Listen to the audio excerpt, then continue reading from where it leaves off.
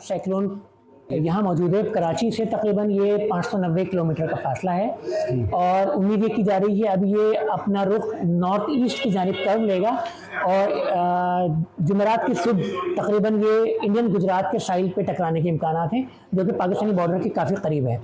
तो हम कह सकते हैं कि पाकिस्तानी साहिल पर तो बराह रास्त ये नहीं टकरा रहा, अलबत्ता इसके असरात पूरे सिंध पर और कराची पे पड़ेंगे। बुध और जुमेरात 2 दिन ख़ासतौर पे पूरे सिंध में शदीद बारिशें, तेज़ आंधी के साथ इम्कानात हैं बशमूल कराची। तो कराची में भी बुध और जुमेरात दोनों दिन तेज़ बारिशें और तेज़ तूफ़ानी हवाएं चलने के इम्कानात हैं।